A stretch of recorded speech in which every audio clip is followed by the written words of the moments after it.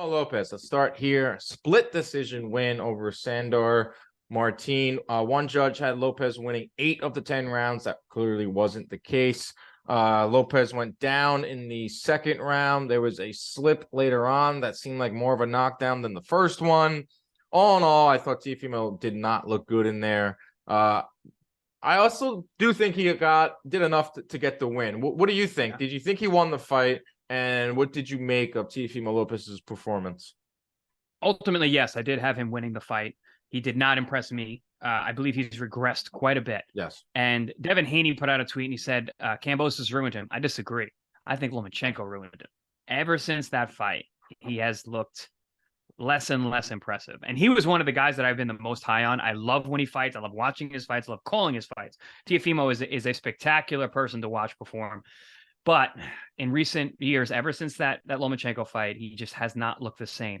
And I don't know if it's because of just what happened from that thrust him into the spotlight the way it did. Mm-hmm. You know, a guy like him who's got so much talent, so many physical gifts, the issue is going to come up here.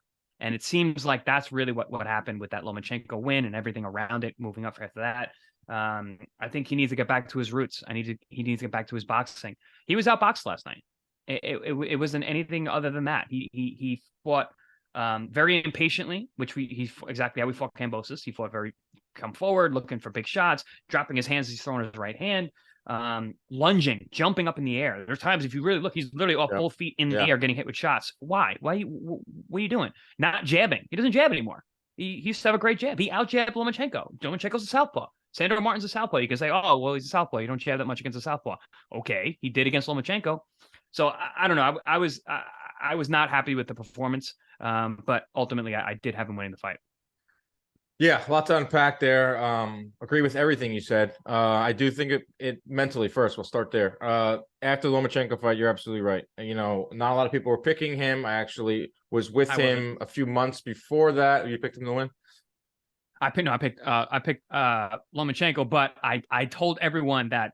I told his father says it all the time. He's like, you were the only guy who said that we can win this fight. I said, I'm like, he can win this fight because of the power differential and the size. Yeah. But you know, I didn't really think it was going to go the way. But hey, look, the kid is that talented. Yeah. So that fight, I do agree that was obviously a blessing for him because it changed his life, but it also made more problems, more money, more problems. You know, ego inflated, circle gets bigger, more money. And obviously that rolled into the Kambosos fight. Some of the things that, you know, that whole saga, some of the things that he thought was going to happen in his career and, you know, the thinking that he was going to be a massive draw when he still is a draw, but it didn't match up to the things that he was saying. And when it comes down to it, man, I honestly think that, you know, his dad, and I'm not saying anything that no one, you know, this isn't a groundbreaking statement here, but I think his dad got him to a certain level. But it might be time to take a look and say, you know what, like I might need a new lead trainer. I might need a new voice. But he is steadfast that his dad will be a part of his corner from here until the end. They have an unbreakable bond. But he's a good trainer, but he just lacks that voice in the corner. And you can touch on this. You know, you did change trainers. You obviously stepped into the ring. How important is it to have that voice or adjustments? Like, where was the adjustments last night? Where was the adjustments in the Kambosos fight? Where was the adjustments in not so much in the Kampa fight? But I honestly think he needs a new trainer. And I'm not always one to say that you should go out there and make a change like that. He needs either Joey Gamache, bring him back in. I don't know why he got rid of him because I thought he looked the best. I'm pretty sure he had him for Comey and Lomachenko.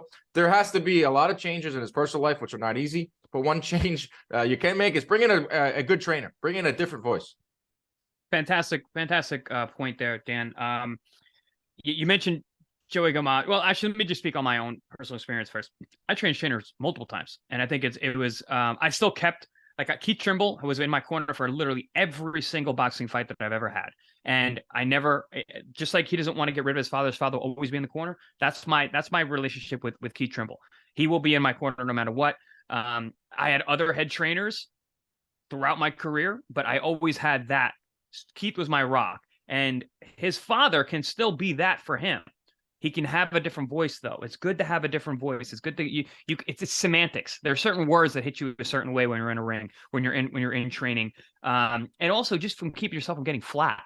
It seems to me like Teofimo's gotten flat in his training, his preparations. So on fight night, his performances are a little flat. For such an explosive guy, I mean, his flat is still better than most people. But yeah, I agree. You mentioned Joey Gamache. He's a friend of mine. I think he's a fantastic coach. Was a very, very good fighter as well. I spoke to Joey at length about the kind of training that they did. And he said, Chris, he's like, I just work defense. He's like, he does a lot of defense. We do a lot of defense. He spars, he does mitts. Immediately after, we're on the noodles and we're working head movement and rolling in hand position, which was completely absent last night. Yeah. His defensive prowess has really fallen off. Didn't see that. He used to be really good at catching and shooting, rolling, firing. None of that happened last night. He was actually getting outboxed, getting out defensed, out slicked by Sandor Martin, who is a very capable boxer, mind you. But yeah, no, if nothing else, Sandor Martin showed the game plan for how to beat Teofimo. Yeah. You got to box from the outside. You got to move. You got to slow it down. Yeah, that's pretty much what he said before the fight, right? I said that Martin's going to come in there and do what he did against Mikey Garcia, slow the fight down to a crawl, move around in there, pot shots. I didn't think he'd be able to execute it as well as he did. Definitely didn't think that Martin will be able to drop him, arguably twice in the fight. And you broke up the defense, and I think the defense was glaring. Lack of defense was glaring from Teofimo. Footwork. I think it starts with footwork, right? Footwork, then defense. Simply cutting off the ring. Why didn't he cut off the ring? That goes back. It's all wrapped into one thing. It all goes back to the corner. Where was his corner saying? Why didn't they teach or implore in their camp? All right, this guy's going to move in there. We know what type of fighter he is. Cut the ring off, because the entire night, Teofimo was chasing him around the ring. And while he was chasing him, he was getting peppered with right hands from Martin. Yeah, it's funny you mentioned. I forgot to mention. I have a pad that I wrote down from the notes that I took while watching it.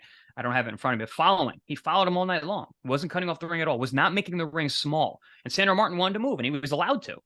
Teofimo allowed him to be what he is. What Sandor Martin is. He is a pure boxer. The guy boxes, and he's a southpaw. I talked about that right hook, that check hook. That was the most dominant weapon in the fight for either man. And it wasn't a hard shot. He was just putting it there and having Teofimo run into it. Speaking of adjustments, first of all, I don't think I've ever seen Teofimo adjust in a fight. And he's either completely full blast in control and dominating, or you got Nakatani fight where he didn't adjust at all. Same thing the whole night long. You had Kambosos, same thing the whole night long. Last night, Sandor Martin, same thing the whole night long. There was zero adjustment. And even in the Lomachenko fight, it wasn't an adjustment. He took control right away. Well, he had a 7-0 lead too. Yeah, he stayed in front, and the last rounds when Lomachenko came on and he lost almost all of those rounds, there wasn't an adjustment there either. Teofimo's never been an adjustment guy. He's a super athlete. He's very explosive. He's very talented. He usually gets ahead and stays ahead. And last night he needed to adjust. He had all the tools to do it. He just never made that switch. You gotta adjust though, Chris. I mean, especially at this weight class. I've always said the best fighters in the world, the champions, know how to adjust. That's what I was best at. I was best at adjusting during fights. People have said I'm not as physically gifted as most of these guys. I don't have the amateur background or the experience of all these guys, but I was always able to stay sharp, stay in it, and adjust throughout fights. And we're not seeing that from a lot of these young guys. They're front runners. They are front runners, and that's not to keep pat myself on the back or ourselves on the back. That's what we said in the lead up to this fight. Is Teofimo Lopez has told me since the first day I met him that I'm in boxing to entertain. Loves knockouts. Doesn't really like the basics of cutting off a ring or getting a decision win. That's not good enough for him. He wants a spectacular knockout, and he fights like that. And adjustments come from a good corner. Adjustments come from a clear mind. I don't know if he has either of the two right now. Afterwards, did you hear what he said? I don't know if I still have. Do I still have it? He asked a bunch of the top ranked people. I've never seen that before. Have you ever seen a fighter say that in the ring afterwards? I've seen on their face them think it. Right. I've never literally said that. I heard them say it out loud where the media can actually hear you. But that just goes to what Teofimo. I mean, the kid has no filter. He just whatever he's feeling is what's out there into the ether. And I think that's part of the enduring love for the kid. Like it's pretty cool to see the honesty and to see him go through it. We've all watched him develop, and I mean, his heart is on. We've got that saying, his heart is on his sleeve, and our hearts as fighters are always on our sleeve. You always see us, opening up our chest, but we see a window into his mind every fight week, and it's a wild place up there. What's going on in Teofimo's head is it's part of the show. It's part of the reason we tune in. It And is. It is intriguing in a way. Yeah, it's a train wreck you can't look away from. And we've always tuned in, obviously, and he's always closed the show and been that guy. You actually heard his dad in the corner in the last round. Son, please. Like, basically, like, we need one of those. We need another one of those. Those moments that you used to do all the time. I mean, that's like asking for, going up to the plate and like, come on, please, you got to hit a home run here when a single. Yeah, we need a home run, champ. You got to do it. But listen, the best guys do that. Do you remember Sean Porter and Terrence Crawford? I'm down. Yeah, I'm down. He's up. I'm not up. I'm down. Okay. That was his real. Okay. Gets up, goes out, knocks out that round. Yeah. I don't know what's next. That's the best in the world. Right. I agree. I don't know what's next for Teofimo. He doesn't have the luxury of a long rebuild, or he can't sit out because he has this bloated contract with Top Rank. He is a big attraction any way you want to cut it, whether the people that show up or the people that want to see him fight next. He's rising the ranks still in the sanctioning bodies to get those title shots, and we'll get to those opponents in just a second. He doesn't have the luxury to sit out. It's almost like ideally he would probably sit out for a while, or ideally they would probably give him maybe 2 more soft touches. I don't know if he could take that hit in terms of the public eye. So he's in like a precarious spot right now, and I don't doubt Top Rank because they have some of the best matchmakers and the best management, but they have a tough situation here with Teofimo. I've got a hot take. Say it. He needs to go back down. He needs to go back down to 135. I agree. Will he do? Will his ego let him, or will his body let him? Guys. Weight classes are there for a reason. Size matters. Physics is real, and size matters. He's just not as effective at 140. And if you compare him body type wise from 40 to 35, he looks exactly the same. He did not look like he gained any real functional weight whatsoever. I'm looking at bodies. I've been doing this for 20 plus years. I know about making weight. I know what physical bodies look like. I know what athletes' bodies need to do in order. He is not a 40 pounder. I hugged the kid. I'm a big 40 pounder. I'm tall and I'm long. Yeah. He's just not one of those guys at the elite levels. And Sandor Martin's not elite. At the elite levels, everybody's big. The top guys at 140, the Ramirez's, the Josh Taylors, the Prograis, the even Zepeda. These guys, Barboza, they're big guys. Yeah. They're much, much bigger than Teofimo Lopez is. And he just doesn't, he hasn't put on the tissue to make that transition to 35 up to 40. He's just cutting less weight. I think he's the exact same size. And I still think he can make 135. And I think he can probably do it pretty easily if it really came down to it, if you really focused on that. Right. If you're not going to change trainers, not going to make drastic changes, that's maybe one he can do. You bring up some of these other names at 140. I caught up with Bob Arum after the fight, and Bob, as always, blunt, dead honest. Someone asked him, do you think he's comfortable at 140? No. No. Would you favor him over Prograis? No. I would make Prograis the favorite. He also mentioned, I think he can beat Prograis, but that's just a promoter saying what he needed to say. But he said the most important things out loud, Bob, and that he's not comfortable at 140, which everyone with 2 eyes and any type of boxing knowledge could see. And he's not going to be the favorite over Prograis. I think Prograis could potentially stop him. I mean, he could drop him for sure. Same thing with Josh Taylor. Josh Taylor is big. Josh Taylor can hit hard. I would favor right now Jose Ramirez over Teofimo. A perfect fight, I think, for him. If maybe one more soft touch, and then I would think Arnold Barboza would be a good fight, because Barboza's not really a mover. He's going to stand there. It doesn't hit hard. Maybe that's next. But I think Teofimo can benefit. One thing he could benefit from is he is not next for any world title. Prograis, I think, next fight has to be with Jose Ramirez, so he can get in line in that part. Taylor's fighting Catterall. It's almost like, Teofimo, he's not getting any these title champs. So put him in there with a Barboza, put him in there with someone like that. But Teofimo Lopez, it's a saga, and we're all going to watch it one way or another. And the beauty of it is we're going to see it all play out in the ring. He's already back in the gym. He reposted on Instagram. He's working out in the hotel gym with a big cut on his eye.